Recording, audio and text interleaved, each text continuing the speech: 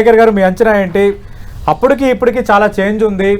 ఒక గుడ్ పాత్లో భారత ఎకానమీ ముందుకు వెళ్తోంది. దాన్ని మరింత బూస్ట్ ఇచ్చేటట్టుగానే ఈసారి బడ్జెట్ ఉండబోతుందని భారతీయ జనతా పార్టీ అంటోంది. మీరేమనుకుంటున్నారు? మీరు ఏం అడ్రస్ చేస్తే బెస్ట్ అనుకుంటున్నారు? గుడ్ మార్నింగ్ సతీష్ గారు, పెద్దలందరికీ గుడ్ మార్నింగ్ అన్న. సో జీడిపి ప్రొజెక్షన్స్ పొటెన్షియల్ గా పెరుగుతున్నాయి, కాదనలేము. తర్వాత బడ్జెట్ కూడా నెగిటివ్ గా ఉంటుందని అనుకోవడానికి అవకాశం లేదు. ఎందుకంటే 2-3 అంశాలు ఇప్పుడు ఇంపాక్ట్ చూపిస్తున్నాయి. కొంత ఆర్థిక ప్రగతి వైపు పోవాలనే క్రమంలో కొంత వీళ్ళు మొన్న యూరోపియన్ యూనియన్తో ఏవైతే కొంత పాజిటివ్ సైన్స్ ఉన్నాయో అవి మన వైపు కూడా అనుకూలతను పెంచుతాయి మనకున్న అంచనా. ఎందుకంటే అమెరికా ఒకవైపు మనల్ని బెదిరిస్తుంది ఒక రకంగా, మోడీ మాట్లాడితే నువ్వు నాతో ఉండాలన్నట్టు అంటున్న క్రమంలో మనం మొన్న చేసుకున్న ఒప్పందం ఒక ఇంత మంచి చేస్తుంది నాకున్న అంచనా, ప్రొయాక్టివ్గా మనం అనుకుంటే.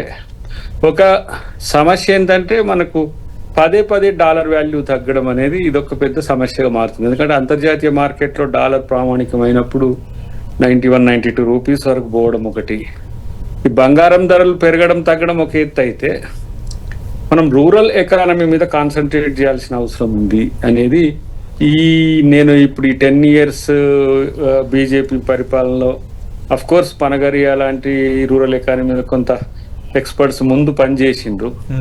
ఈ ప్లానింగ్ కమిషన్ ఎత్తివేత, తర్వాత ఈ సంతులిత సమ్మిళిత ఆర్థిక అభివృద్ధి అనేది ఒక రకంగా ఇంకా క్వశ్చనబుల్ గా ఉంటది. ఎందుకంటే మనం డిస్క్రిషనరీ డెవలప్మెంట్ వైపు పోతున్నాము. మెయిన్స్ బీజేపీ అనుకూలంగా ఉన్న రాష్ట్రాలకు కొంత ఎక్కువ అలొకేషన్స్ ఉండడము, వాళ్ళకు ఎక్కువ ప్రయారిటీ ఇవ్వడం అనేది, లేదంటే ఇంకా కొంత చెప్పాలంటే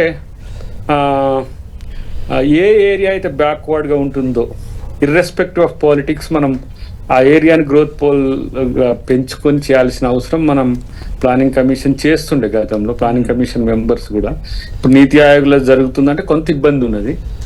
మీన్స్ ఇప్పుడు డిజిట్స్ అనేవి వేరు, వాటిని ఖర్చు చేయడం అనే దాని మీద ఎక్కువ ఆధారపడి ఉంటుంది. సో ఇప్పుడు కొంత అన్ని రాష్ట్రాల వైపు బీజేపీ చూడాల్సిన పరిస్థితి అయితే వచ్చిందని నాకు అనిపిస్తుంది. కొన్ని ప్రత్యేకించి సౌత్ లో స్టేట్స్ ఏవైతే ఉన్నాయో కొన్ని మరీ ఇబ్బందికరంగా కూడా మారుతున్న పరిస్థితి. పైకి మనం చెప్పుకున్నప్పటికి కూడా ఆంధ్రప్రదేశ్ అంత బాగా ఏం లేదు. వాళ్ళు ఎన్డీఏ కూటమిలో ఉన్నా, గతంలో జగన్ వాళ్ళకు అనుకూలంగా ఉన్నా, గతంలో బీఆర్ఎస్ బీజేపీకి అనుకూలంగా ఉన్నా, కాంగ్రెస్ మేము బీజేపీ కంటెండర్ అయినా కూడా కొంత ఈ ఫినాన్సెస్ కొంత డిక్రిమెంటల్ వైపు ఉన్నాయి. అంటే 2 స్టేట్లు కూడా మనం డెట్ తో ఎక్కువ ఇబ్బందులు పడుతున్నాం. అటువైపు కేరళ కానీ అంతంత మాత్రంగానే ఉంది, కర్ణాటక కూడా ఇబ్బందులు ఉంటుంది. సరే ఇవన్నీ కూడా నార్త్ స్టేట్స్ ఏవి కూడా ఎప్పుడు అడ్రస్ చేయవు. కొంత నార్త్ ఈస్ట్ స్టేట్స్ మాత్రం అప్పుడప్పుడు బాధపడుతుంటాయి. సరే మనం అటు డంప్ చేస్తున్నామని మనం సౌత్ లో అనడం వల్ల కూడా వాళ్ళకు కొంచెం నష్టం జరుగుతున్న ఒక సంతులిత ప్రాంతీయ అభివృద్ధి, ఎకనామికల్ ఈక్వాలిటీ వైపు స్టేట్ ఇప్పుడు పోవాల్సిన పరిస్థితి వస్తున్నది. ఎందుకంటే మనం తలసరి ఆదాయాన్ని బేస్ చేసుకుంటున్నాము. తలసరి ఆదాయంలో కొంత గందరగోళం ఉంది. వివిధ రాష్ట్రాలకు సంబంధించిన అంశంలో తలసరి ఆదాయం సంబంధించి కానీ, ఓవరాల్ ఇండియన్ పర్సన్ దానికి సంబంధించి కానీ.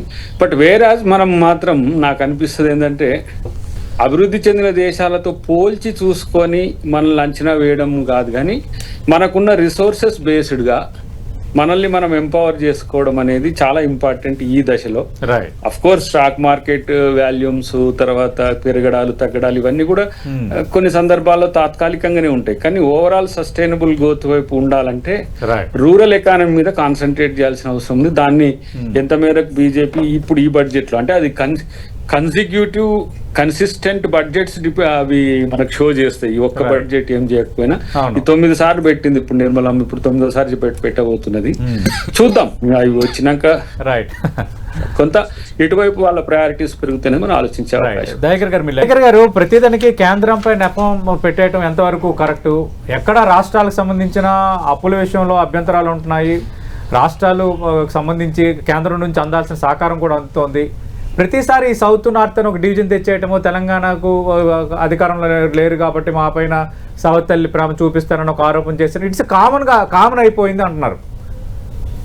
ఒకటి పాలిటిక్స్ మిక్స్డ్ విత్ ఎకనామీ అంటే కన్ఫ్యూజన్ ఉంటుంది, కానీ నేనే కామర్స్ లో నాకు ఇంత ప్రవేశం ఉంది, డాక్టరేట్ ఇన్ కామర్స్ కాబట్టి దాని మీద కామెంట్ చేయడానికి ప్రయత్నం చేసినా, కానీ మనం ఎక్కడ కూడా 60,000 crores ఎట్ ఏ టైం లిక్విడో లేకపోతే బడ్జెట్ నుంచో ఒక రాష్ట్రానికి అలొకేట్ చేసింది సదరన్ స్టేట్స్ లో ఎక్కడ లేవు.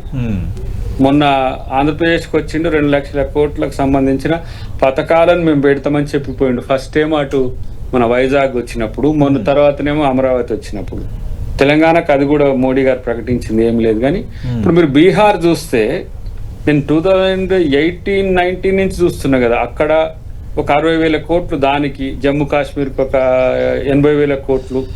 మొన్ననైతే బడ్జెట్ నుంచి 32,000 crores per person elections first విడత అయిపోయినాక బడ్జెట్ నుంచే ఇచ్చిండ్రు. వాళ్ళు ఎట్లా ఇవ్వగలిగిండ్రు? మనం అట్లాంటి చేయలేం. ఈ డిస్క్రిషనరీ వద్దు అంటే, ఇప్పుడు ఉత్తరప్రదేశ్ ఎప్పుడైనా బజార్కి వచ్చి నేను ఇంత పెద్ద జనాభా ఉన్నా, నాకు బడ్జెట్ అలొకేషన్స్ లో అన్యాయం ఎందుకు జరుగుతుందని ఎప్పుడన్నా యోగి గాని గతంలో ఉన్న ఎవరైనా అడిగినరా? ఎందుకంటే అది పొలిటికల్ గా అదొక జంక్చర్ కావడము, అది ఇంపార్టెంట్ సోర్స్ కావడం, అక్కడ ఉన్న పాలకులు ఎవరైనా సరే వాళ్ళకు నష్టం జరిగేటట్టుగా చేస్తే అది సమస్య అవుతుందనే ఉద్దేశం ఒకటి ఉన్నది. రెండవది, కొన్ని స్టేట్లు నోర్లే ఉండవు, వాళ్ళకి అడిగితే వాళ్ళ మీద ఇబ్బందులు పడతాయి కాబట్టి అడగలేరు. కాంగ్రెస్ పాలిత ప్రాంతాలు అడిగితే ఇది పొలిటిక్స్. బట్ నేనేమంటున్నంటే, ఇప్పుడు మనము ఆస్ట్రేలియాను, అమెరికాను, లేదంటే ఇంగ్లాండ్ ఇట్లా పోయి వచ్చినప్పుడు జరుగుతున్న పరిణామాల్లో వాళ్ళు ఎకానమీ మీద పెడుతున్న దృష్టి మనం మరింత పెంచాల్సిన బాధ్యత మాత్రం నాకు అనిపించింది. నేను ఎందుకంటే ఈ మధ్య యుఎస్ లో ఉన్నా కదా, వాటిని కొన్నిటి వాషింగ్టన్ పోయినప్పుడు వాళ్ళని కానీ మిత్రులు చాలా మంది కొంత ఎంటర్‌ప్రెన్యూర్స్ కలిసి ఉండ్రి. అంటే ఒక సస్టైనబుల్ గ్రోత్ కొరకు ఒక మిషన్ ఉండాలి, దాన్ని ఎవరు డిస్టర్బ్ చేయొద్దు.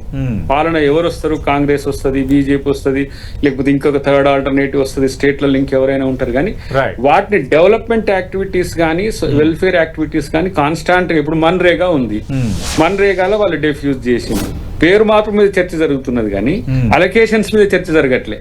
అదేంది కామన్ మెన్ రైట్.